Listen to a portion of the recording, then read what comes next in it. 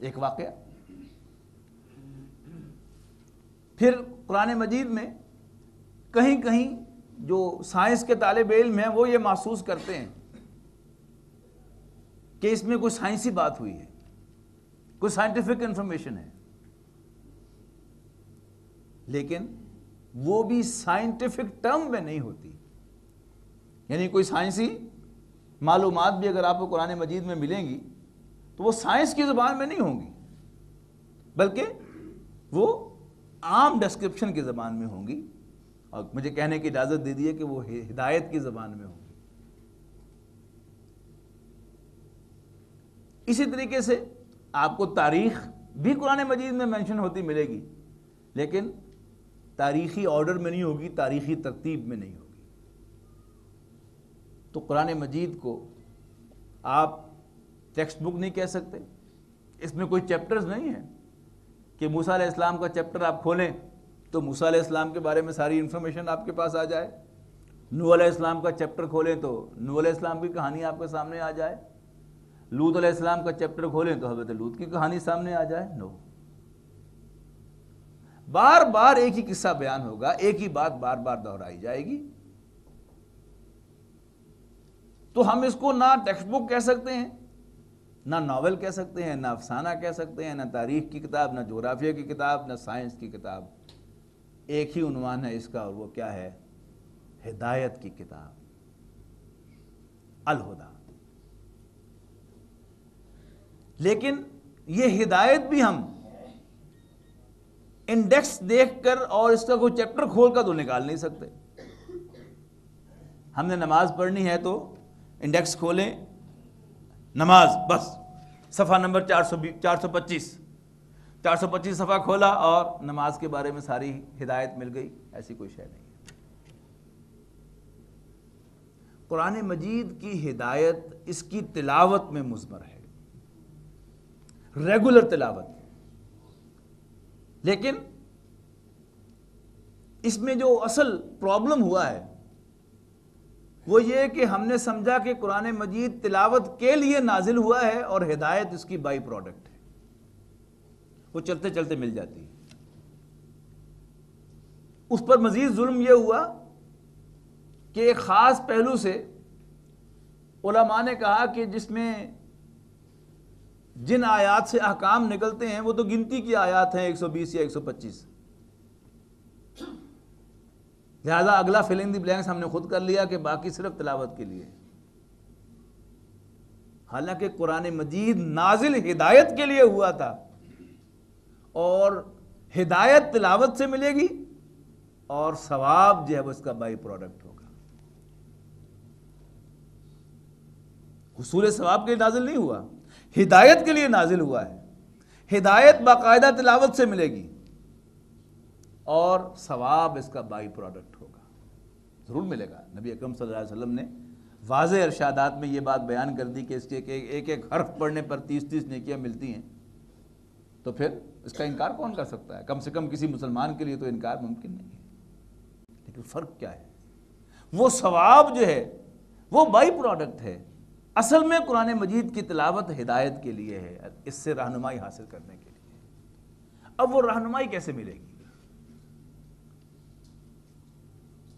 کہانی، drama, movie, یہ آج بھی ہمیشہ سے اور ہمیشہ سے یہ رہنمائی کے ذریعے رہے ہیں،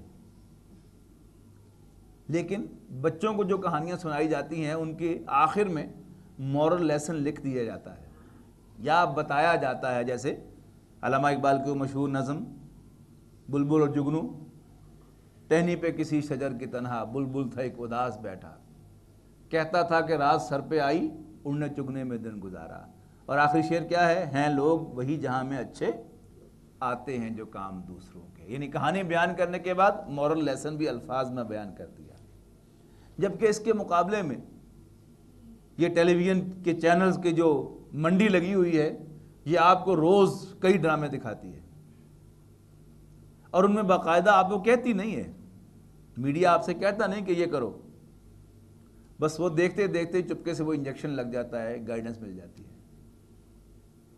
وہ گمراہی کا سامان جو ہے وہ اسی تصویر کے اندر ہے، اب قرآن مجید یہ رہنمائی کیسے کرتا ہے؟ تلاوت کے ذریعے سے. یعنی اگر کوئی شخص یہ کہے کہ میں قرآن مجید میں سے رہنمائی حاصل کروں گا ٹاپک وائز، تو ہمیشہ جو ہے وہ گمراہی میں چلا جائے گا، اس لیے کہ اس میں اپنی سبجیکٹیوٹی آ جائے گی. قرآن مجید نے تو ایک مضمون پہلے پارے میں بیان کیا تھا، 5ویں میں بھی کیا تھا، 8ویں میں بھی کیا تھا، 10ویں میں بھی کیا تھا، 12ویں میں بھی کیا تھا، 13ویں میں بھی کیا تھا، 18ویں میں بھی کیا تھا، 24ویں میں بھی کیا تھا، 27ویں میں بھی کیا تھا، 29ویں میں اور 30ویں میں بھی کیا تھا. اب اگر تو ترتیب بنانے بیٹھے گا کہ اسی ترتیب سے میں یوں کر کے یوں چلوں تو پھر بھی وہ غلطی کھائے گا. الٹی ترتیب سے پڑھنا شروع کرے گا تو پھر بھی وہ غلطی کھائے گا. اپنی کوئی ترتیب بنائے گا تو بھی غلطی کھائے گا. لیکن اللہ تعالیٰ نے اس کی جو ترتیب بنائی ہے کہ اس واقعے کا ایک حصہ یا اس کہانی کا ایک حصہ پہلے پارے میں ہے، پھر 8ویں پارے میں ہے، پھر 14ویں پارے میں ہے، پھر 15ویں اور 16ویں میں ہے، پھر 23ویں میں ہے.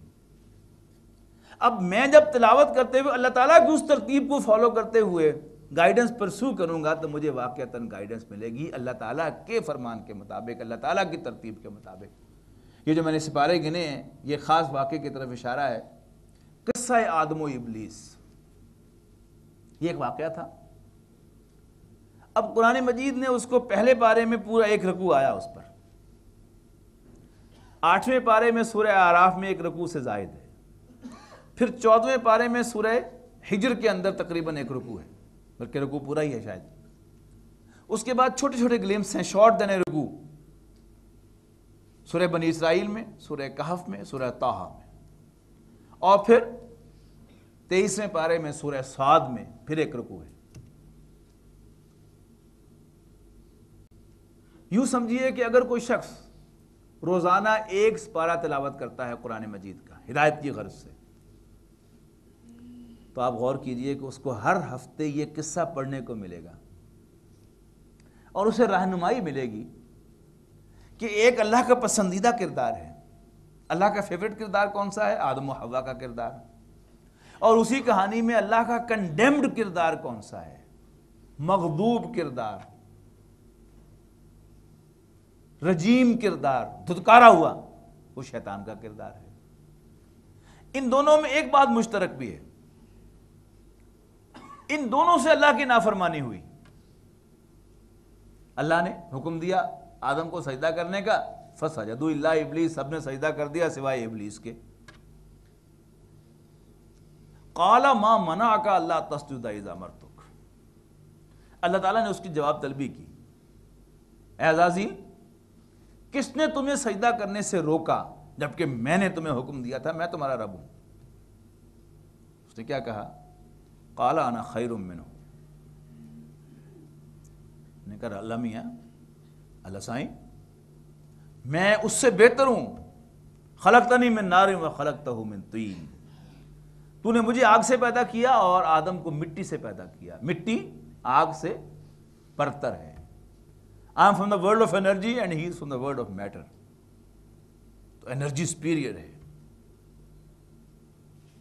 مطلب کیا تھا اس کے کہنے کا؟ کبھی آپ نے غور کیا اس پر کہ رب العالمین تیرا حکم تو سر آنکھوں پر ہے بشرطے کہ تیرا حکم صحیح ہوتا.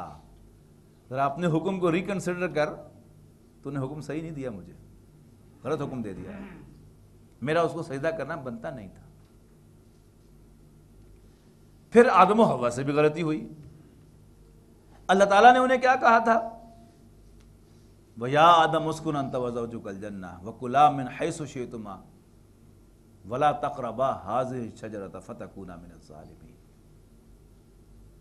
اے آدم تم اپنی زوجہ کے ساتھ جنت میں رہو اور جہاں سے مرضی کھاؤ، لیکن اس درخت سے قریب نہ جانا ورنہ ظالموں میں ہو جاؤ گے. فوسوس لہما الشیطان، لیکن شیطان نے ان دونوں کے دلوں میں وسوسہ اندازی کی. لیبدی لہما ما وری عنہما من سوآتہما، تاکہ شیطان ان کی شرمگاہیں ایک دوسرے پر ایکسپوز کر دے. وقال ما نہاکما ربکما